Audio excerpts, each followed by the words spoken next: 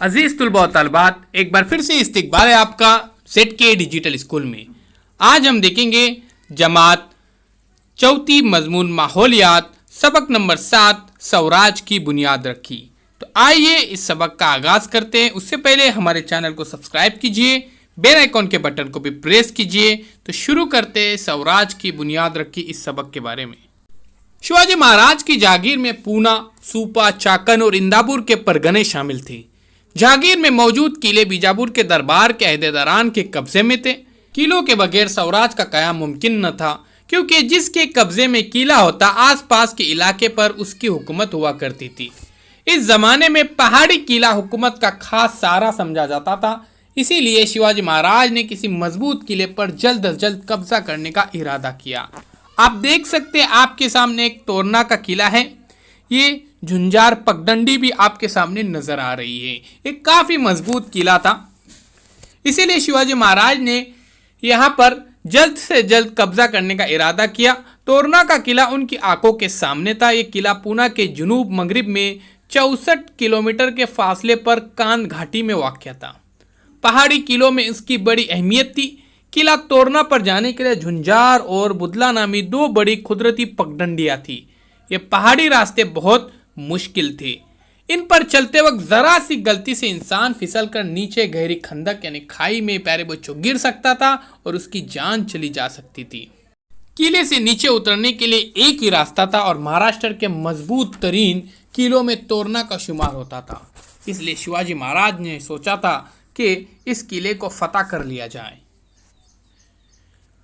स्वराज की फतेह का नक्कारा बजा। अब देखते कि किस तरह से यहाँ पर ये नक्कारा बजाते हैं और किस तरह से जश्न मनाते हैं।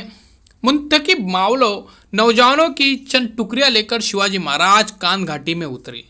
अपने साथियों के साथ वो शेर की सी बहादुरी और हिरणों की सी फुर्ती और तेजी के साथ किले पर चढ़ गए। मावलों ने आन की आन में किले के अहम मोर्चों पर कब्जा जमा लिया। तानाजी मालूसरे ने किले के दरवाजे पर मराठा झंडा लहराया। शिवाजी के भरोसेमंद और उसूल पसंद साथी यसाजी कनक ने चौकी पर पहरा बिठा दिया। किले पर कब्जा हो गया। सब ने शिवाजी महाराज की जय के नारे लगाए। इस तरह से ये किला फतह किया गया। अब हम देखेंगे यहां पर माता भवानी का आशीर्वाद। तोरना किले पर शिवाजी महाराज ने अपनी कार्रवाई का आगाज किया। उन्होंने बारीक बीनी से किले का मुआयना किया। किले पर मराठा किलेदार मौजूद थे। अब शिवाजी की जो पहली राजधानी थी स्वराज की, इसके बारे में जानते। एक दिन शिवाजी महाराज ने अपने मुंतकिब साथियों को लेकर इस किले पर चढ़ गए और उस पर कब्जा जमा लिया। किला तोरना में मिली हुई दौलत से उस किले की मरम्मत करवाई। शिवाजी महाराज ने इस किले को राजगढ़ का नाम दिया। किले में संग तराशों ने पत्थर तराशे।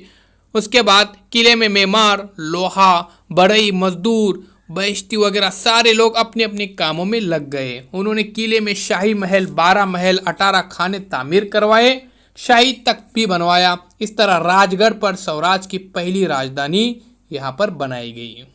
आप देख सकते हैं ये है राजगढ़ का किला और उसका यहाँ पर पाली दरवाजा भी नजर आ रहा है। शिवाजी महाराज की स्वराज के लिए भागदौड़ शुरू हो गई। 12 मावल इलाके के कई किले उन्होंने लगातार अपने कब्जे में कर लिए। सारे इलाके में खुशी और जोश हो।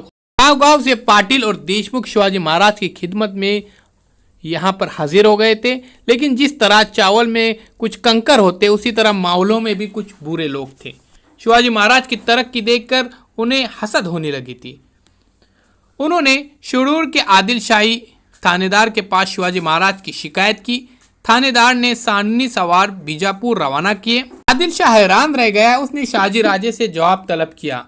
शाहजी राजे सोच में पड़ गए, लेकिन उन्होंने बात को निभाने के लिए आदिल शाह को जवाब दिया कि जहांगीर की हिफाजत के लिए कोई न कोई किला जरूरी था, इसलिए शिवाजी महाराज ने किले अपने कब्जे में लिए होंगे। शिवाजी महाराज ने भी एक कासिद आदिल शाह के दरबार में रवाना किया और कहलवाया कि जहांगीर के बेहतर इंतजामात के लिए आदिल शाह की भलाई के लिए ही किला हासिल किया गया था।